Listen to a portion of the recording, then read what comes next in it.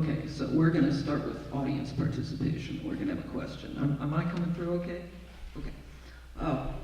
Okay, why did Luxembourg sign on to automatic information exchange? Well, somebody's got a theory. Somebody other than Itai has got a theory as to why they did this. Did they suddenly get religion? Because it's so weak that it doesn't matter. Weak is part of the answer, yeah. Come on, this is a classroom, isn't it? Science-really? What? Science-really, whatever we speak. Give me an answer.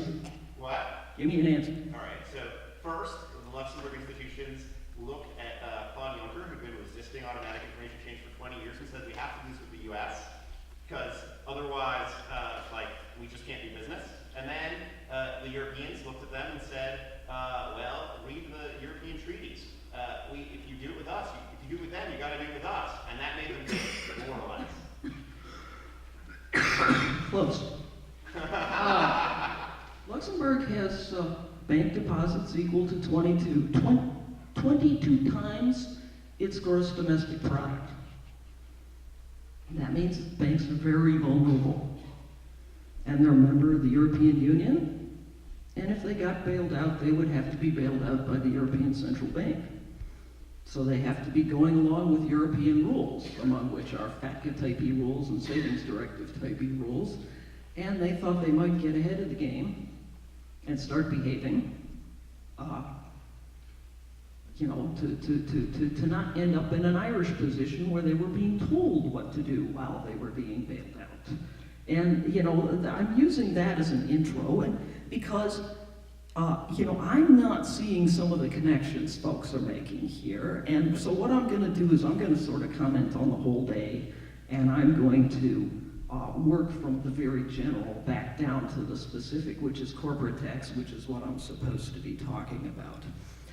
So let's go back to Professor Pogge's inequality spirals. How did we get there? We didn't get there by failing to tax, okay? We got there by bank deregulation. We got there by removing capital controls in most of the world. And we got there by what goes under the rubric of globalization. Now, what is globalization? Globalization is trade policy. And it's trade policy that says we don't care about your wages or your working conditions. We're just gonna, pull off all the controls and import from the cheapest place. And we're gonna make China into this grand manufacturing arm of US and European companies. And we're gonna tell our own workers, well, you're just gonna have to accept less wages. And oh, by the way, you're not gonna have unions anymore.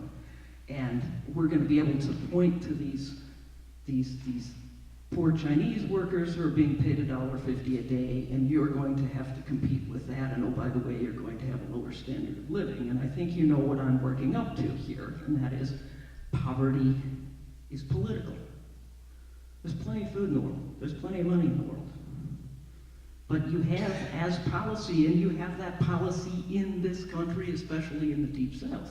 And you have this policy and that is what globalization policy is. Globalization policy is to look at your own workers and be able to point to some other workers somewhere else in the world where they're being paid a whole lot less and say, see, you have to accept less because they are accepting less. It was trade policy intended, and it did work pretty well to break the back of unions and to lower wage demands. Because if you can always point to somebody who's in abject poverty, who wants a refrigerator, then you can say to your own workers, you're going to have to accept a whole lot less. And that's what we've been doing for the past 40 years.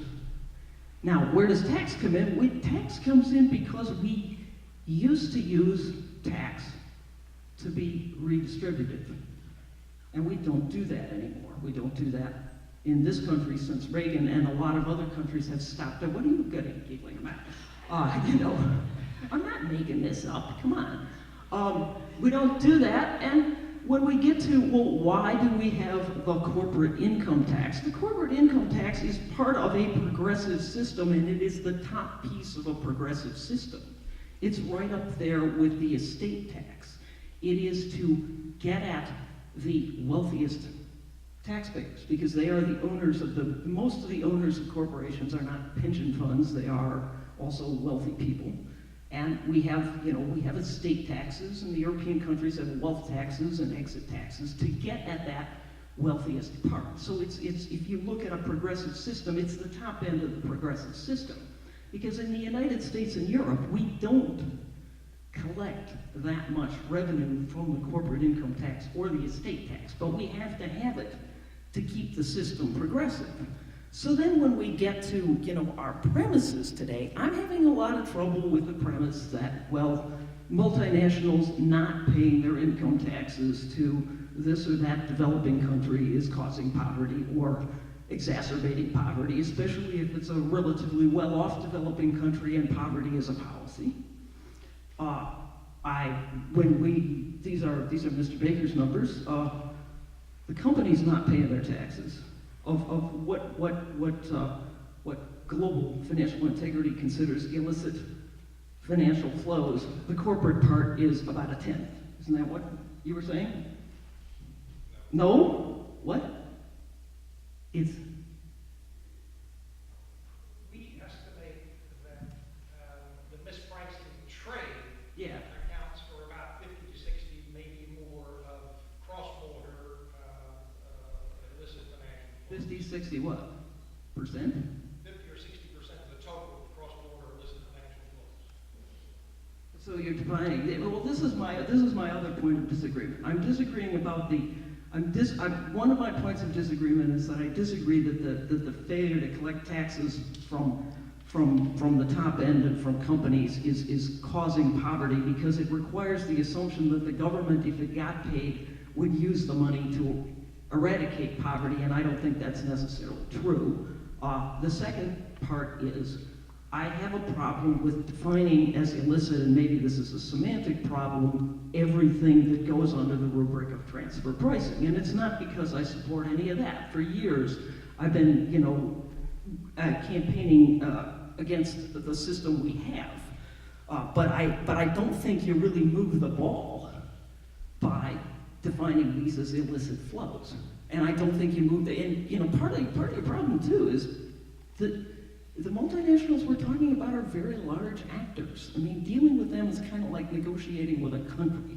And it doesn't really move the ball to say to them, oh, what you've done is, horrible and illicit, when we look at some of these plans, some of that stuff is perfectly legal under U.S. law. Now, U.S. law doesn't control everybody, but, if the United States is putting up with it, that lends an air of legitimacy to it. And I also don't like, and this is why I'm going to say that folks here need to sort of compartmentalize and prioritize, sort of defining it all in a lump. The whole problem. I mean, yes, if you have a developing country, you have multinationals coming in, doing business there, not paying their taxes, extracting minerals, not paying their taxes. You have the rich and the corrupt government officials of the country sending their money off to havens. That's two separate problems. The reason it's two separate problems is because the problem with the multinationals is the tax problem, which is what people like me deal with. And the problem with the people, the individual actors, and this is the problem that Ittai is talking about, that is a banking problem. I mean, my solution to that one has always been, because here's what we've got is the complicated solution. We've got sort of a complicated batch of information reporting, and that's what FATCA is, because the United States does not want to withhold on outflows. Why does the United States not want to withhold on outflows? Because the United States takes a lot of Latin American money in through Miami and Houston, and they would like it that way. You want to keep taking that money, and the customers don't want withholding. That's a banking problem. I mean, my solution to that problem has always been, pick a bank haven, kick them out of the clearing system, and the other ones will shape up. Now, when let us get then, since you don't want to hear about the banking problem, let's get back over to the multinationals. When we look at what's going on in the OECD project that we were talking about earlier, that is, and the OECD is a primarily European institution, okay? That is a primarily European project. Basically, what's going on is the Europeans have found themselves on the rump end of multinational tax planning, and they don't like it. You know, they basically, even though their multinationals do it too, nobody really does it with the finesse that American multinationals do. And, you know, the French want Google to pay tax on whatever business it is that Google is doing in their country. And what the upshot of this project is going to be, and we can go through the details if you want, is American multinationals paying some more tax to some of the countries they do business in. Are they going to pay more tax to the United States? No, they're not. I mean, the United States really doesn't seriously tax these companies on their foreign income. And we're not gonna. I mean, we've got a whole separate project going that's sort of embryonic in Washington, because this is what the companies have been lobbying for. The companies have been lobbying for a territorial system that says that the United States will just ignore their foreign income.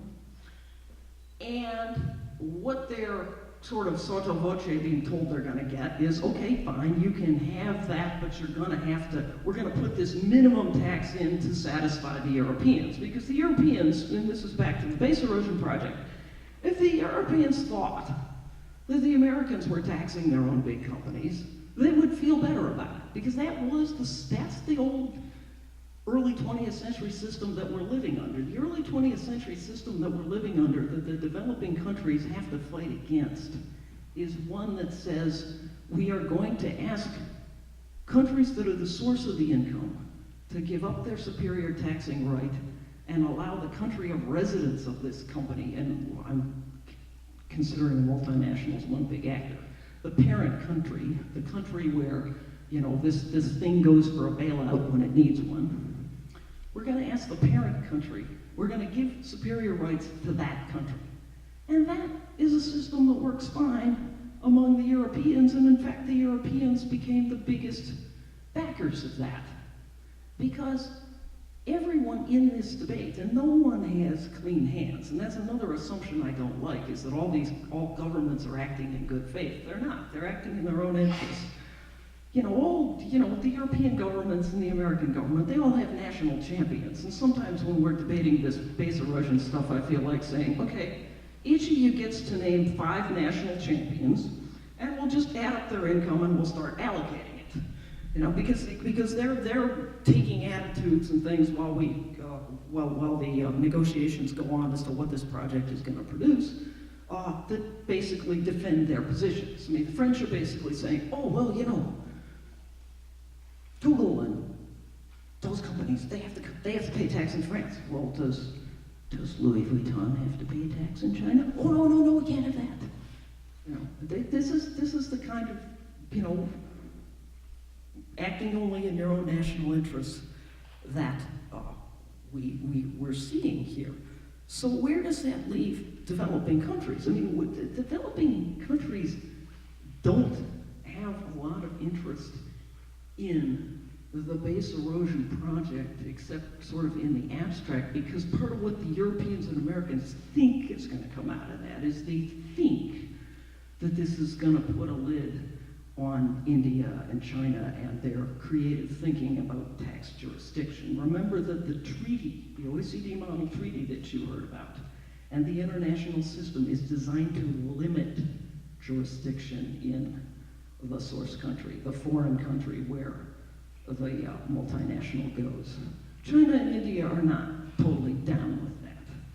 So, you know, when Itai says, you know, developing countries might be left behind on the FATCA thing, they also might be a little bit left behind on the base erosion thing, except that they're in those negotiations, and they're free to disagree, even though, the OECD people keep running around telling us, oh, they're bound by that. But from my standpoint, what I see is them continuing to do what they want to do, basically undermining the international consensus from within, which is a good thing. While the Europeans fight among themselves about what, permanent establishment, which is a jurisdiction limiting sort of thing, is going to mean.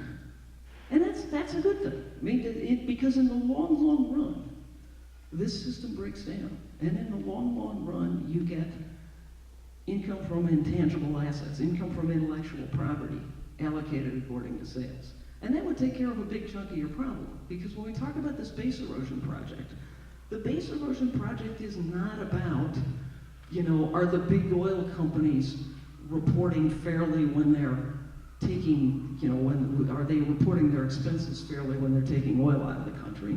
And it's not about banks either. It's really about a bunch of big, mostly American companies that have intellectual property as the centerpiece of their operations, and very often they put that intellectual property in a tax haven, so they're doing like you've heard about Apple doing, arguing that, well, yeah, we earn money all over the world, but it was really all earned by this thing right over here in Bermuda that really doesn't do anything. So then we're left with, well, so the long run for developing countries is a good thing. The eventual breakdown of this system and its replacement by a form of sales-based apportionment is a good thing. In the meantime, what do they have to do? And they really have to take, and this is what I'm supposed to talk about in London, they really have to take defensive measures. They really have to, if they sign, first of all, not sign those treaties, as I said before. If they sign them, go back through them and look at what they signed and start thinking about renegotiating some of it. Take an expansive view of tax jurisdiction. Have withholding on outflows to the extent, because one of the things you do in a treaty, which is bad, is you sign away your right to withhold. India withholds on all outflows. You want it back, you file a return. South American countries, a lot of them don't have any treaties except with each other. So they can withhold on outflows to the United States. Withholding is a good thing. You have the money. They have to come back to you to get it back. It's a lot easier to have the money in hand and be arguing than to be arguing without the money in hand with a multinational and an army of lawyers. Because of the system that we've got, and people are saying, oh, we have to have more information. Yes, you do have to have more information. Is more information going to get you where you need to be? No, it's going to get you at a different level of argument about the facts. That is the system. The system is a fact-based system. You don't want to be arguing with the taxpayer about the facts because they tend to have control of the facts and they tend to win the argument. So what it does is, I'm not saying information is not a good thing and that transparency is not a good thing and that country-by-country reporting is not a good thing, although the OECD has an idea about country-by-country reporting, which one of them said the other day was going to be, well, we're going to let the multinationals use numbers they already have. This became part of the base erosion project. But if you're still in the realm of where you're arguing about any facts other than how much product did you sell in the country, then you have a problem.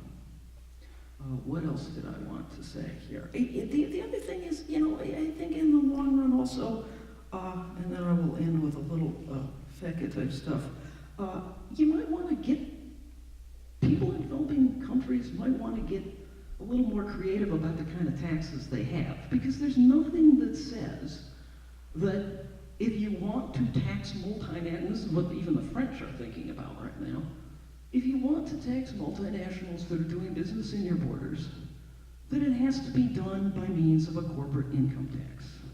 A corporate income tax is a very hard tax to enforce. People in this country spend a lot of money and a lot of time arguing about it for very little revenue pick. But it's become kind of a white-collar jobs program. And so, you sit there, you've got a developing country, you've got limited tax administration resources. I don't want to see the legal and accounting talent of that country devoted to arguing with some big oil company, when there's other kinds of taxes you could use in a sort of a simpler, more coercive way. Ad valorem taxes at the wellhead, value-added taxes. The European mechanism for enforcing those is basically adopted all over the world. 150 some countries have them, they work quite well. There's other kinds of taxes you can have that you can collect more easily than you can collect corporate taxes. Now, then just moving right back just for a second to the FATCA stuff, the other thing about my Luxembourg example is there's two kinds of havens. And when we talk about, Luxembourg is, coming clean on information, automatic information sharing, and Switzerland is partially coming clean on, what they're willing to give up in negotiations and things like that. What these countries are doing is they're saving their corporate business. Because there's two kinds of havens. There's ones that only have the individual business, and those are easy to get. Kick one out of the banking system, the rest of them will clean up. But they depend totally on individual money. But people are not, and this is a mistake people make in thinking about this, as Professor Ackerman was saying. People are not moving money into even the sleaziest places in plane loads of cash. They are using the payment system. They can be kicked out of the payment system. The Palestinians have been kicked out of the payment system. The Iranians have been kicked out of the payment system.